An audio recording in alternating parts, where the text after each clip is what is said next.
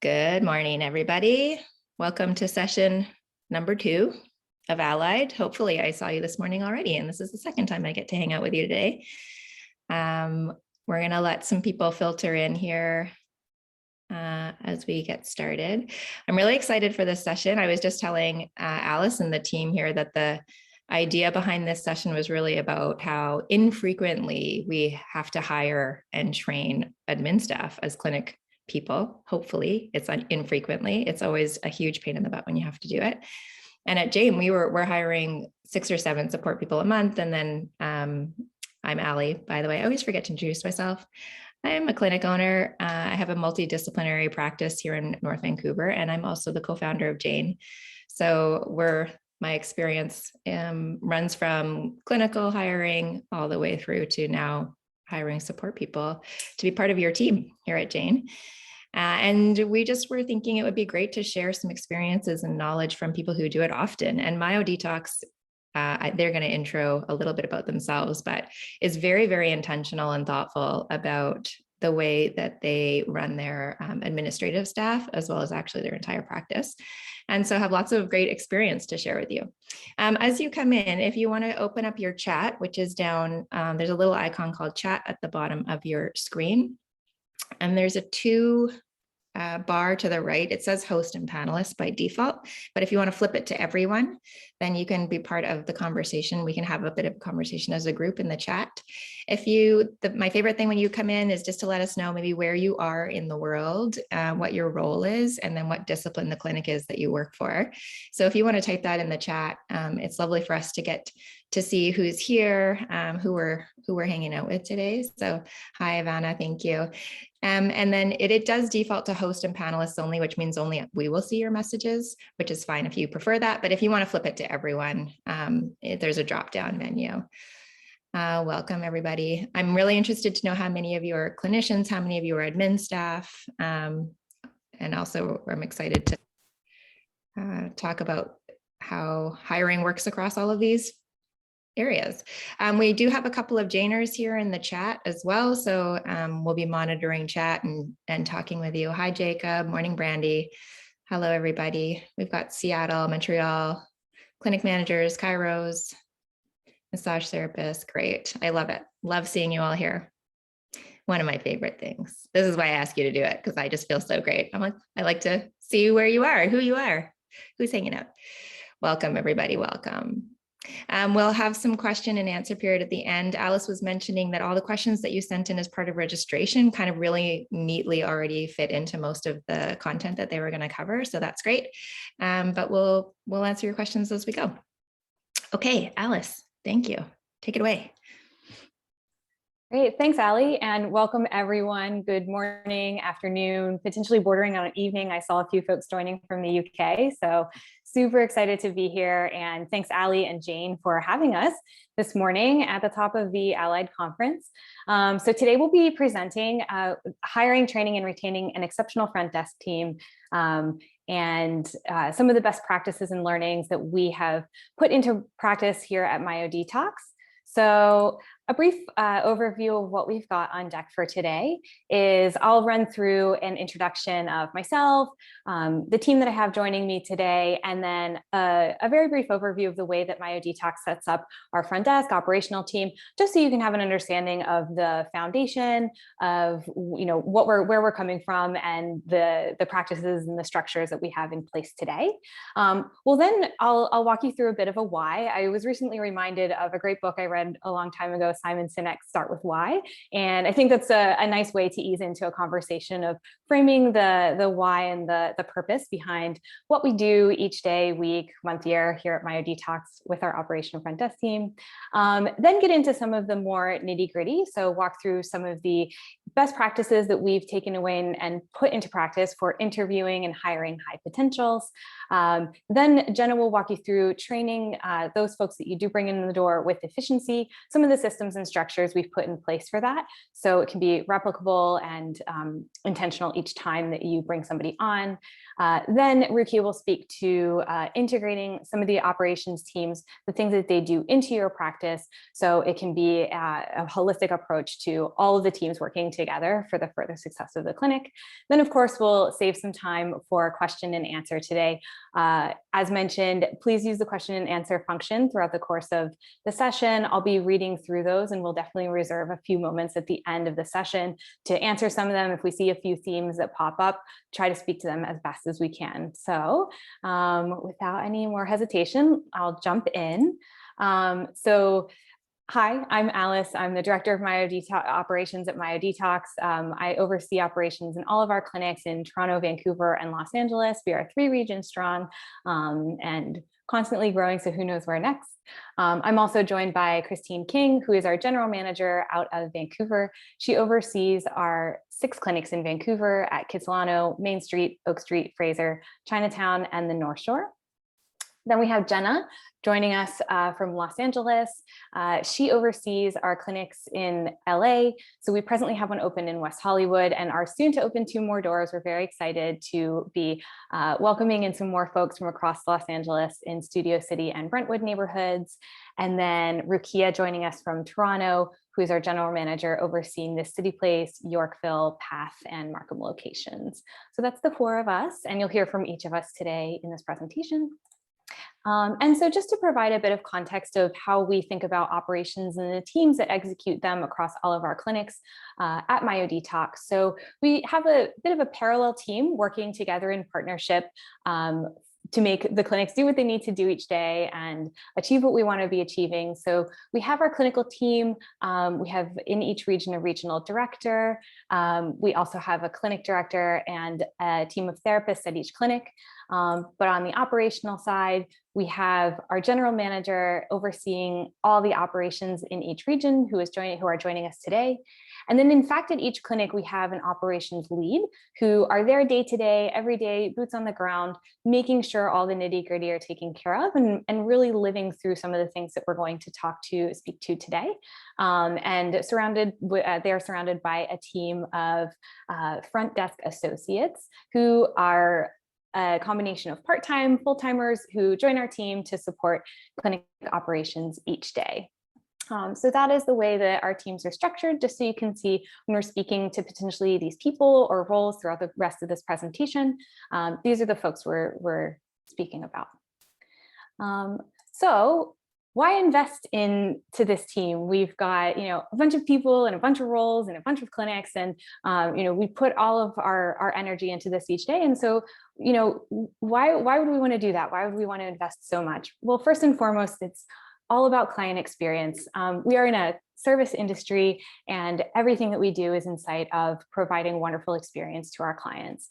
So your operations team can have a very strong impact on that. So whether you have a 1-person team or full coverage every hour of operation, maybe even multiple people. I actually saw a session that's in Jane Allied a little later this week, I think, on running your own operations if you are a single clinic owner. No matter what, the work that you put in on this side, from lots of folks on the team or just 1 or maybe few people, clients will feel the positive impact of this work. This team can help tackle complicated billing questions that will help put clients' mind at ease. They, during this year, in the course of the last 12 to 18 months, they can lead reassuring safety and comfort and maintaining health protocols in the clinics, which again makes clients feel so much more comfortable to get the treatments they need. Or perhaps they're just a simple, friendly face, a person to talk to upon arrival, maybe walking down some of the pre-session jitters that you may feel or nervousness around what you're here to address.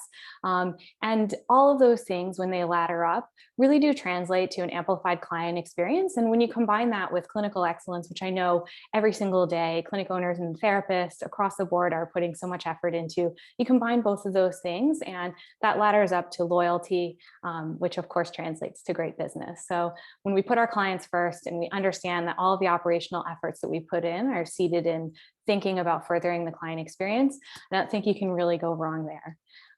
But to further it, it really helps build your business.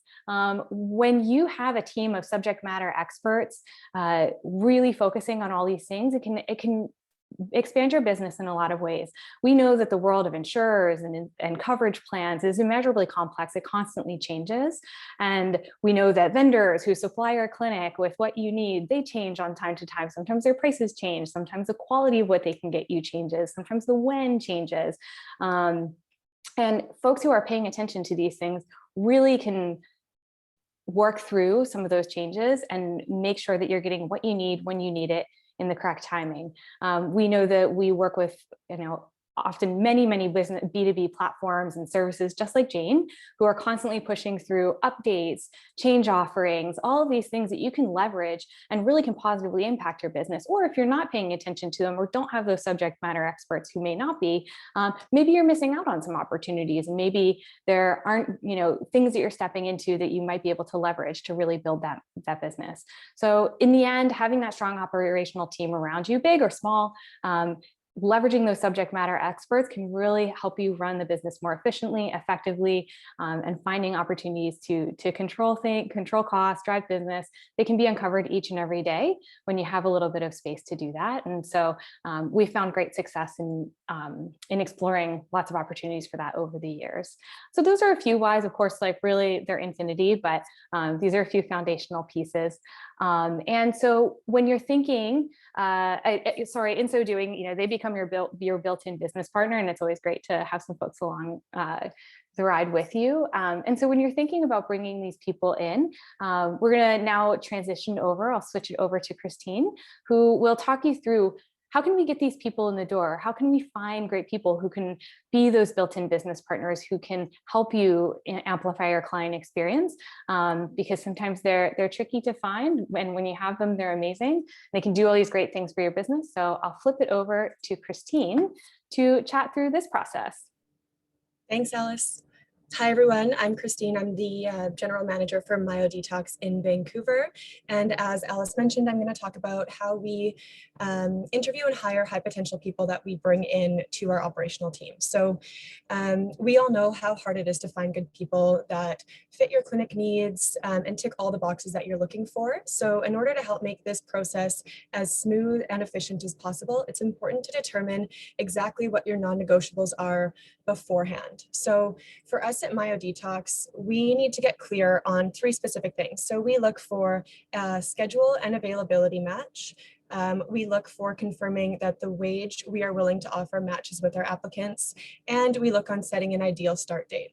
So these non-negotiables are potentially going to be different for every clinic, but no matter what they are, we set them in advance and we screen for them over the phone so that we know that both you and your applicant are aligned before you get any further in the process. There is nothing worse than spending a bunch of time interviewing someone, having them meet all the key players on your team, getting ready to pull the trigger and hire them, and then finding out, for example, maybe their wage expectations are way out in left field and you're not going to be able to align on that. Now you spent a bunch of time when you could have kind of hammered that out at the very beginning and found out if they would have been a good fit from that stage. These phone screens should take less than 10 minutes. Once they're complete, you're left with a pool of applicants that you already know align with your specific clinic needs at that time. So once that's complete, we can move on to the interview process. So similar to the phone screen, it's important to set these goals ahead of time and be very specific on the type of person that you need. So who exactly are you looking for? Who is going to be able to round out your operational team? So at Myodetox, we've broken that down into 3 categories. These are in no specific order, but we will start by looking at the role. So when you think about a front desk team, generally they are composed of some people who are going to be your operational powerhouses. They're going to be the people who are very strong administratively. And then you have potentially other people who are maybe more the client-focused or hospitality-focused people on your team. So is there a side that you are maybe lacking that you can look to fill when you are interviewing for this position based on those 2 strengths that we usually see in these types of roles? Secondly, we'll look at the schedule. So especially if you have multiple people on your operational team. And we know that for us, for example, at Myodetox, we tend to have quite a few students that do work in these positions with us. So does it make sense to have 5 students on your operational team when you know that you're going to be in a pretty tough position when exam time rolls around and everybody has midterms or final exams at the same time. So how can we look to balance that when we are interviewing people that will potentially work with us? Lastly, we'll think about experience. So you may potentially have people who have been on your team for 4 or 5 years. And when you're looking to hire, maybe we want to think about bringing somebody on who's a little bit greener. Maybe they don't have clinic experience, but they have other experience that will help round out that team. Maybe they have experience in marketing or in sales, or just a fresh set of eyes and a new point of view that they could bring to your clinic, which again, we're just trying to round out the team and make sure that you're hitting all those bases on the operational side. So like I said, it is very important to be specific about these ahead of time. We all know that the operational teams tend to be the backbone of most clinics, if not all. So we can be picky here, and we don't want to settle on someone just because we need a warm body to fill a spot at our front desk. Inevitably, that's just going to cause us issues down the road. It's going to cost you money. It's going to cost you time. You're going to have to train them and then eventually potentially look to replace them. So be picky ahead of time and make sure that you have specific people based on the goals that you set out. Lastly, I wanted to speak briefly on keeping the candidates warm. So the timeline on when you're going to need to hire is not always predictable. It might come out of nowhere. So it's important to start by keeping your posting for this position up at all times, and continuously be interviewing high quality candidates. If you're in an urgent spot where you need to bring someone on sooner, there's a lot of platforms where you're able to boost those postings to make it show up a little bit more frequently for applicants as well. But generally, just keep the posting up and continually be meeting people that may be a good fit for your clinic. And if you find someone who you think would be an amazing addition, but maybe the timing's not right, maybe the schedule doesn't exactly line up, how can we keep that person engaged? Maybe we are touching base with them every once in a while, sending them emails about upcoming community events or ways that your clinic is being involved in the community so they can join. Maybe we take them out for a simple coffee just to touch base and see where they're at. But like I said at the very beginning, good people are hard to find. So once you have them, it's important to do what you can to keep them engaged and keep them on your team. So on that note, I am going to go ahead and pass it off to Jenna, who's going to dive into how we efficiently train the front desk teams. Thank you so much, Christine. Hi, everyone. Good to meet you. My name is Jenna, and I am the general manager in Los Angeles. So today we're going to be talking about how we at Myodetox train our employees and especially our front desk staff with efficiency. So the way that we do that at Myodetox is by making our training system predictable and replicable. So a little bit of bad news first. As business owners and managers of operational teams, we all know that employee turnover is inevitable. Unfortunately, no matter how amazing of a manager that you are, front desk positions typically just have a shorter shelf life, whether that's them moving on to something that aligns more with their career path, or they actually get more of a leadership role in your company. I don't want to bore you with a ton of statistics, but about 21% of millennials say that they changed jobs within the last year. So training is something that you most likely will have to run into at least once throughout each year. So with that in mind, having a structured training plan that's easy to replicate becomes extremely important for you as a clinic owner. Or someone who trains your team. It keeps the impact of employee turnover as minimal as possible for your business and helps the time frame from post-hire to ready to work as narrow as possible, which we all know we need. So how we think about this is that almost no time should be spent on organizing what you need to train your new hire on. So when you're creating your training, you want to identify all of the topics that you want your new hire to learn and create somewhat of a skeleton framework. With a copy and paste training system, your focus can then be on mapping out your training schedule with that new hire as far as days and times and availability that works with them, instead of trying to piece all of this together at the last minute for every single new hire. This is going to help you immeasurably when it comes to an efficient hiring and backfill process. So hopefully, like Christine mentioned, you can keep a warm list of high potential applicants so that they can be ready to jump right in when a position does become available in your clinic. So as you see here in this first slide, this is the most zoomed out version of what a training schedule could look like for your new hire. Yours might look slightly different, of course, depending on what platform you use. Maybe you use Notion like we do and what you see here, or maybe it's something like Excel or Google Sheets. But regardless, you'll want to give your employee a clear overview of what topics that they're going to learn each day of their training. I suggest adding in a mix of different topics to keep it interesting. So a bit operational, a bit interpersonal, and a bit informative throughout each day. This platform that you see here is Notion. When creating this training blueprint, it's important for you to sit down as a training manager before and figure out how much time each topic will take to complete, with keeping in mind adding in time to practice and role play and revisit information as the employee has questions on it. So I always ask, like, what is the best way that you learn? If you learn best by role play, then we'll spend more time on role play. If you learn best because you're a visual learner, you can read it over and revisit the information that way. I've found with all of my training experience that about 4 to 5 hours per day is the sweet spot for training an employee. After that, I've just found that it goes over their head. It becomes a jumbled up melting pot of information in their brain. So we like to spread it out about 4 to 5 hours each day between 5 days, which takes about 2 weeks to get an employee fully onboarded. So for us, we go through topics like sales training, hospitality and service training, navigating difficult conversations. Here, of course, you can see that we've added in Jane. We actually have Jane 101, which is more of the basic outline of what you can see in Jane. And then we actually have a deeper dive into Jane, which is Jane 201. So we encompass everything that we do at Myodetox into their training, as well as adding in a 60-minute session with one of our physical therapists or chiropractors so that they can actually experience the product for themselves. This just helps us and them to get a feel for how the company operates from a client perspective. So when the client comes through the door, they already have an idea of how this experience is going to go for them. So with the topics clearly laid out and shared with your new hire at least a couple of days before their start date, this helps you and them to be super prepared for their first day of training as it comes around. On this next slide here, you can see a more zoomed in perspective of what our training system looks like. This is just another view of it in Notion. So in order to make training predictable and replicable, plan the what, where, and when of each training topic. So what topic is due when and where is it going to be completed? Make it extremely clear for the training manager, if that's you or someone else, as well as the employee. You can see here that we have a check when done. So once a topic is complete, the check when done portion allows you to see how far along the trainee is in their process so that you can kind of keep track of how much more we have to do, how far we've come.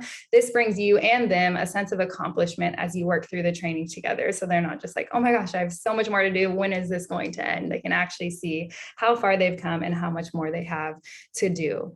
Planning the what, where, and when minimizes oversight of the training process to ensure no information is left behind and gives your new hire visibility on what they can expect to learn. As we go into this next slide, you can see what an actual individual training module looks like at Myodetox. This doesn't change at all from employee to employee. We start with the training material where you see where it says first. That's actually where it says navigating difficult conversations, a link to a whole new page that goes into great detail about how we want to train on navigating difficult conversations. So we start with a first, a then, and a last system, and the training manager is responsible for delivering the first portion, information in the pages for the new hire that goes into that detail, but obviously make it collaborative, have that conversation with the employee as you work through this training material together.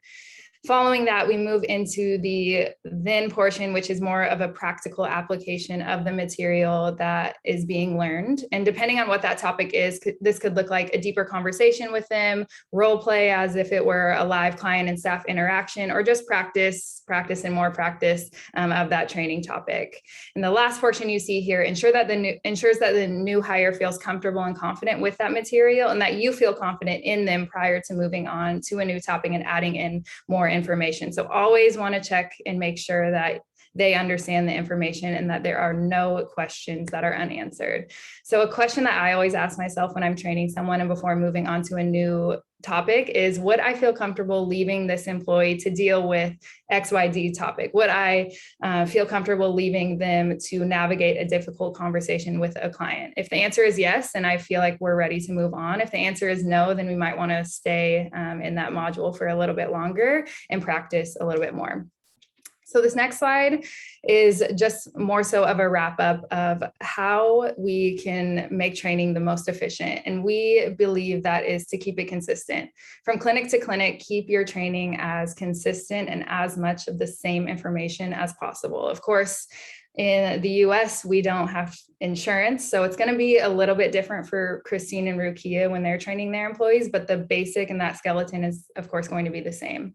So 4 reasons why we believe that it's really important to keep it consistent is that you have mutual learning between all new hires. So there should be no question on if each staff member is equipped with all of the same information, if they all know everything, and you should have no questions on if each client experience is going to be to the utmost level with each of your employees. So making sure that no information or employee is left behind in your training process is really important. The second thing is that keeping training consistent is important so that staff can easily cover shifts if needed. We know that things come up with people getting sick or people taking vacations. You're always going to have to plug and play people into different clinics or different shifts that they aren't used to training. So making sure that coverage can easily be found and you feel comfortable with each front desk associate going to a clinic that maybe isn't their home clinic is super important as well.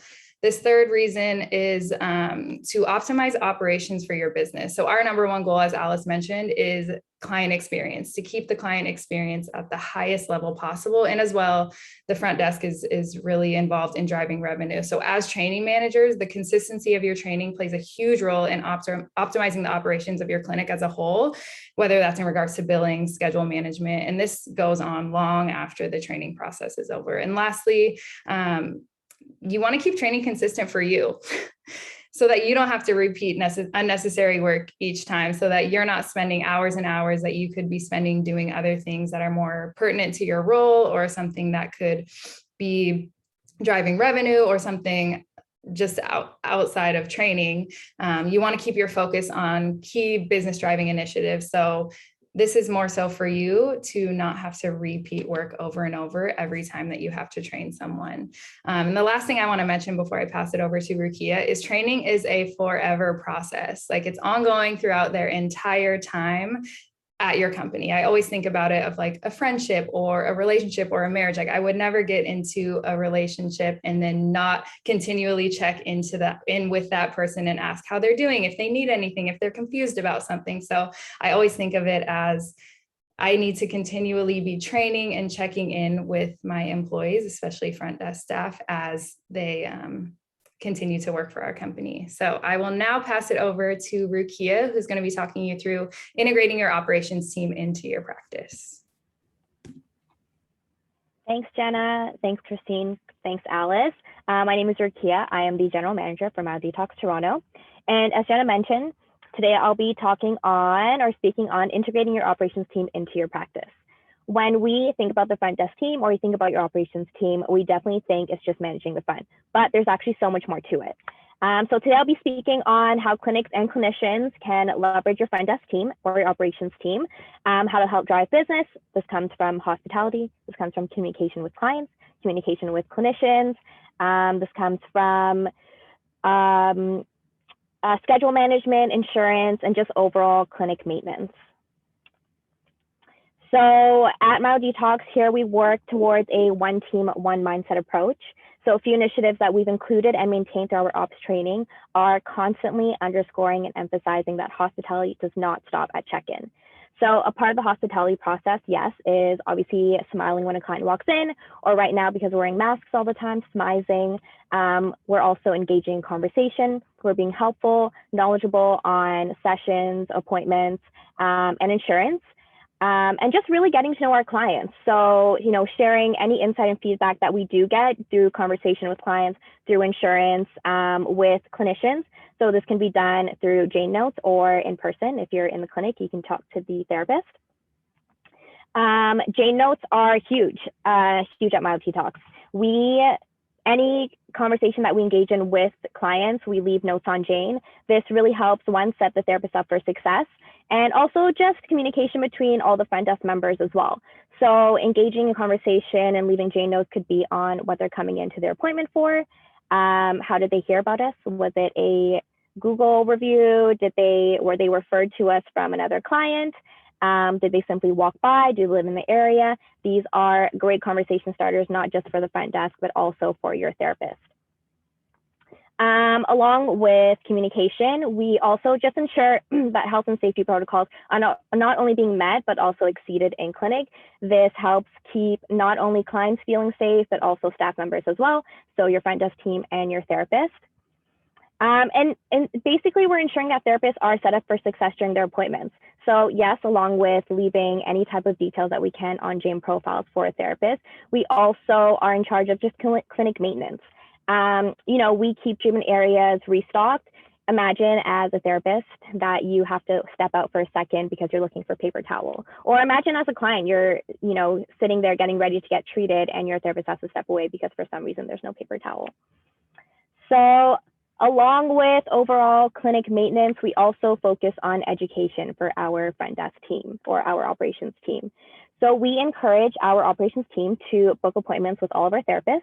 So one, this allows them to speak and relate to clients on a more personal level. And then two, our operations team can learn lots of different unique values that our therapists do have or do offer. And again, this helps navigate conversations at the front and will help with conversion rate at the front desk as well. We also include our operations team in any case studies or workshops that we have going on in clinic. So this helps them feel confident in learning the kind of the nitty-gritty of the clinical services that we do offer. For example, we recently added pelvic floor therapy to our services. To help set up our front desk team for this, we hosted pelvic health sessions or workshops. Two, we created a pelvic health FAQ doc. This is actually available on Notion that Jenna spoke about earlier. Every clinic has their own Notion page and we have lots of information stored on there for the operations or front desk team. And then we also encouraged our operations team and our front desk to book a session with your pelvic floor specialist. And that way they kind of get the hands-on experience of what really happens in there. So to help break down these walls, we also encourage therapists as well. So we encourage them to work and fully leverage the tools available, like AKA the Jane notes that I spoke of earlier, and just having their operations team do their rebookings for them. Spend time with them at the front, get to know your operations team. What does the check-in and check-out process look like? What types of conversations do we ask when we're up there? And just overall, what types of engagement that we have happening up there. These are great ways for the therapist to get involved and also for, to continue break down those walls between your front desk and your therapist team. So breaking down these walls allows your operations team to be key players in creating opportunities to drive business. Engaging your operations team to build the business in simple ways will make everyone connected to a group win. Now that we've spent time engaging and building trust between the team, educating and emphasizing that hospitality does not end at the check-in point, a few simple ways that your operations team can build business is by, one, schedule management. So here at Myodetox, we have the most visibility on all therapist schedules. In training, we review and educate our team on schedule optimization. We get really deep about this, but essentially it is keeping schedules clean by booking appointments as closely together as possible and trying to create as many spots for initials that we can. So at Myodetox, our initial assessments are 1 hour long. We're constantly looking at the schedule. If there are opportunities to move clients around, we try and do that obviously without creating any interruptions or making things difficult for the client, but we try and keep schedules as clean as possible. And then during the training process, we do educate and train our team on the why behind the schedule optimization and the standards of practice in clinics. Also, part of breaking down walls means getting to know which one of your therapists are willing to extend shifts, which ones are able to pick up shifts, and this creates opportunities to capture more initials when the schedules are full. So for myself, if I'm looking ahead at the schedule, I look a week in advance and we happen to be fully booked, best case scenario. At that point, I would have gotten to know my team so well that I know who is willing to extend their day either earlier or later to accommodate getting an initial assessment in, or if there was a day that I know a therapist could pick up an extra shift, then I could have that conversation with them and we can go ahead and do that. Another great opportunity are cross referrals. Cross referrals definitely keep your business in-house by maxing out in Canada at least extended healthcare plans. We have firsthand visibility when someone's insurance does max out or specific allotment. Let's say someone's physio allotment maxes out. In that moment, we can actually have a conversation with the client and let them know about the other services that we offer. Myodetox, we offer chiro and RMT as well. We also leave Jane notes indicating when someone's insurance has maxed out. So one, this allows the therapist to have visibility on this, and they can refer out to another service to help continue their treatment plan. And two, for the rest of the team as well, the rest of the front desk team, when the client does come in for their next appointment, they will have a visibility that they cannot direct bill for that specific service if so. We also lean on our operations team for rebookings. Your front desk team has ample amount of time to rebook multiple appointments at a time. I would take advantage of that.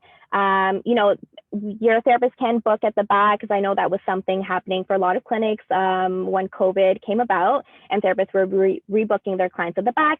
But your front desk team has that time to go through scheduling with them and can book quite a few in advance instead of that quick one rebook from a therapist. And lastly, which I spoke about many times already, is just emphasizing Jane notes.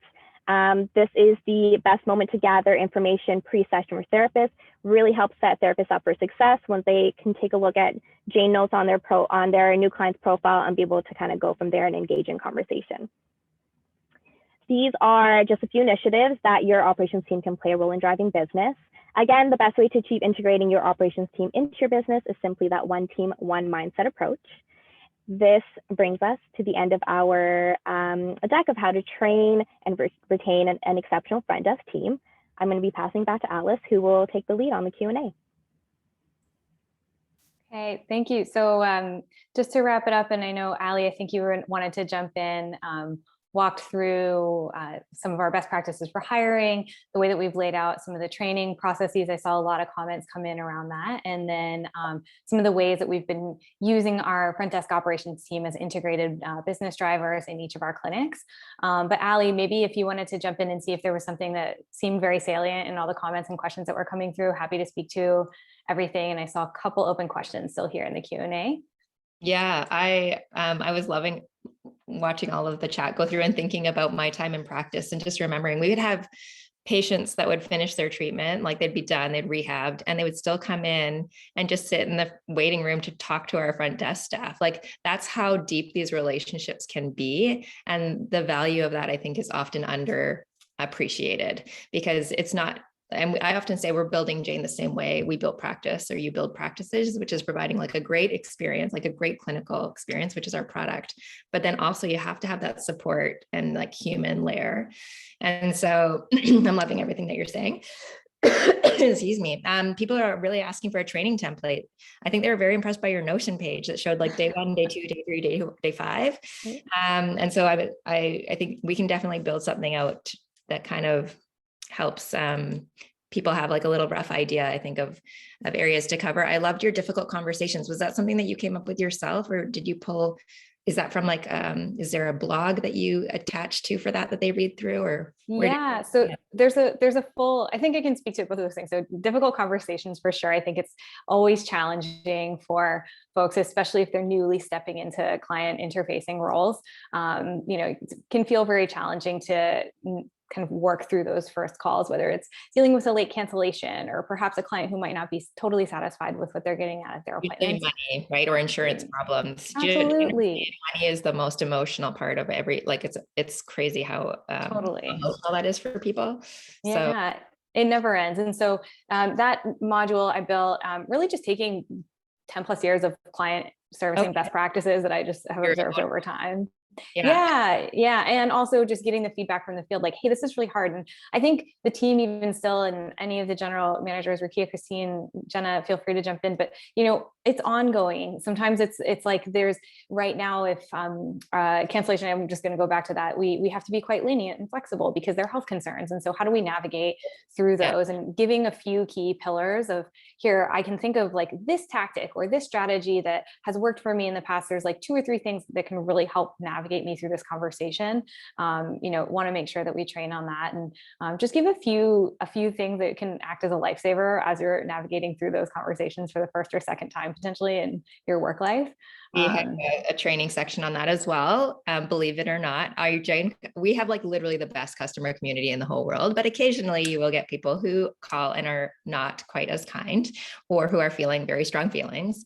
And I think one of the things that we say is just, if you take ownership of someone's problem, they almost immediately completely lose all of their frustration, because really what they're saying is just like, I want someone to care about this problem as much as I care about this problem. Absolutely. And so ownership is like a really big first step, when you just say, I'm so sorry that you're feeling this frustrated. I'm going to take care of this. Like, I don't know what it's going to look like at the end, and then I often try to align on goals. I say the same thing, like, I want what you want. We want you to have great patient care. Like, I want you to have a great experience with Jane. Like, we are aligned. We are not opposed. We are aligned on having the same goal. And then I try to say, like, let's work as a team to come up with a solution. Like, those are kind of two little, just difficult conversations. I find that a really, really fascinating subject, because there's just some small things you can do and it just immediately diffuses people.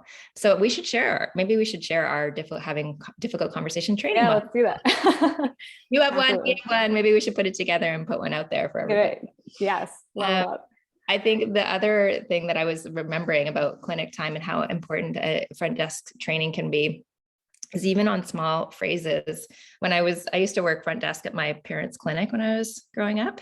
And one of the things that, like, when someone was fully booked, I'd be like, okay, well, you can either wait for that person. So I normally say, let's book you your follow-up with that person who's full in 2 weeks. But then I have an opening like tomorrow or like next week, and they're going to be in the office. So even though they're fully booked, I can book you in with this other person, their colleague, and they'll be here in case you have questions. And then normally you can get people in like when they're supposed to come in, instead of waiting that extra week to wait for the person that they want. But training these like really small phrases, like really small details into your team can really affect the way that your clinic operates and get people those schedules filled up. Like you were saying, moving things around a little bit. Oh, I noticed next week, if I just move you 15 minutes earlier, I can get a new appointment in after you. Would you be okay with that? And usually people are like, oh yeah, sure, no problem. So for sure. Yeah, there's so much, intentionality and detail that goes into that, and really like got to commend every single front desk associate, operations lead, general managers. Like, it just becomes part of the day to day. And the more that you integrate that into like every time that you're attending to bookings, it becomes practice, and it's amazing how much it really can grow the business. And it's huge. It's undervalued. Sorry, go ahead. I was just going to say, I thought it might be helpful to just speak to the idea of this training template and sort of the way that we came about that, because I'm seeing like lots of comments, lots of questions on it. I think it is the thing that can make life feel very easy, but it also can feel very challenging to accomplish. And just wanted to share some of the background of how we got to the few snippets behind the scenes of what you saw when Jenna presented her slides. So just like from an anecdotal standpoint, this is probably V like 12. And yes, we do work in Notion, and that is the interface that you saw on those screens. But, I think something like this can be built in a Word doc, in any Google Business Suite, Excel file, whatever it is that you have available to you at your business. It's required us to just step away on occasion, really reflect on like, what are the key things that we want our team to be ready and equipped with, knowing from the outset. If we say, okay, you're training with us for 25 hours before you're flying solo at the desk, what do those 25 hours like need to contain so that you can feel comfortable? And then simply starting to break it down into topical exercises and packages of, here's how we can segment our thinking around, this is an operations piece, this is a client interaction piece, this is a clinic operations, like we know we need trash out on Tuesdays. And these are things that they all really do ladder up to, again, that client experience. So if it requires, I think that when you thinking about a template, it's not to say that like one will transfer over to every single business. Of course, there are helpful ways that we can lay a groundwork, but it is a great exercise to step back and say, like, these are the 10 things that we definitely want everybody to know. And even starting from there as a brief outline can really provide a foundation for that. And then slowly building it and developing it over time. Again, what you saw today is like lots of iterations on top of this. And this is just where we are today. And for sure, it'll change. We constantly are going back through these documents and, and updating. The first time didn't look like this, because I do think sometimes people can get discouraged when they're like, they have this like perfect training set up. And I'll say the same thing for Jane. I always say no one goes through the same training twice, because literally every time someone does a training, they do like after they graduate training at Jane. Ours is 3 months, so it's like a lot. We do a lot of training. They fill out a form that says like what was good, what didn't work, and then we change it. And so, but the first iteration, like this is the equivalent of like the training binder that people used to have at their front desk. And like you said, just using what tools you have available to you makes it so mean that you're not trying to like do something new and learn a new tool at the same time. So if you think about what you have available to you in your practice already, use the tools you're comfortable with, and really just start with anything and don't put a lot of pressure on yourself to make it perfect. You can iterate it over time. And I think one of the things I mentioned in the chat was, if you don't have time to do this within your practice, next time you hire someone, because you're probably not all hiring as many people as Myodetox are constantly. I was thinking about that, even when the job posting staying up, like you're usually hiring hopefully once a year or less. And it's often that weekend position. The weekend person always leaves and you need to hire a new one, and they always leave and then you need to hire a new one. But doing your documentation while you're training someone is often like the best way to do it, because you're already going through it, you're already transferring knowledge, and just documenting it and realizing this is going to be a little bit of extra work now, but then it will be repeatable for you over time. So yeah, I love it. There are some questions. Do you want to scroll through them and see if there's any?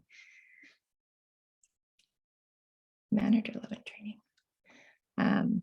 Yeah, so your training process is a week.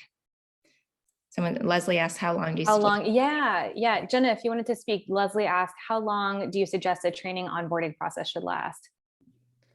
We do 5 days, but I typically like to spread it out over a combination of 2 weeks, just because 5 days straight of training for 5 hours a day is just like a lot for someone to handle and digest and actually let it sink in with the information. So I spread it out over 2 weeks, depending on how imperative it is for me to hire. So if I need someone next week, I'll typically do like more of a speedy training process and kind of get them going. But if I have ample time and I have the 2 weeks, I'll use the 2 weeks. Somebody asked about when you talked about expectations of role, like hours, wage, do you put that in your job postings, or do you only deal with that in the phone screen layer? Christine, maybe if you want to speak to that one. Yes. So we don't include our wage expectations in the initial job posting that goes up. We screen for all of that during that first quick phone screen that we do, just so we can actually make sure that we're getting all these applicants in, and then we can go ahead and talk about the wages at that point. And it's easier to be able to communicate, and I'm going to kind of answer somebody's question. It was in the comment box there, but it's easier to be able to communicate the wage increase expectations as well. So you don't have somebody who finishes their training up in 1 month and is already expecting a wage increase at that point. When you are doing the phone screen, you can talk to people about, this is our starting wage and this is the potential for an increase in this specific amount of time, or if you're doing annual increases or whatever that looks like. So you can speak to it a little bit more than just tossing it into a job posting, which may turn people off sooner than you would hope if they were actually going to speak to you about it. And you can set those expectations as well, and just be super clear on that and what that looks like, and make sure that you are clear on the business side as well in terms of being able to budget. So if you have a set wage that you start all your front desk team members at, and you know that you want to be able to offer somebody an increase after a 3-month training period or whatever that looks like, maybe you're starting that wage a little bit lower off the bat, and then you can offer that increase at the 3-month mark. You're still staying within your budget that you've set out for that team member, but they are still feeling valued and like they've accomplished something in their training portion as well. So there's different ways to look at it, but I would definitely say to set those expectations ahead of time. And it's nice to have the conversation about it on the phone also. That brings up actually a really great follow-up question about wage increases. I find that a lot of practitioners and small business owners don't really think about that. So you hire someone, you set their wage, and then unless they ask you for a raise, they never get one. Like it just kind of like plods along. So do you do annual increases? Like what's your review process for your admin staff? I can jump in there. So, you know, what we try to do is make sure that number one, are we retaining great talent? Like, is this person, we know that they're amazing for our team. If this is a major concern for them, let's address it, because like what we want is to make sure our employees are having a good experience. Okay. We do have a 30, 60, 90-day check-in as they kind of get going, and we're making sure that their progress is good. And typically we will reassess at a 1-year mark. But again, that's of course like couched in, hey, if something's coming up earlier or at a different inflection point in their tenure at Myodetox, and like they're an amazing person, like what are we going to do to make sure that we have amazing people on our team constantly? I think like that should underscore absolutely everything.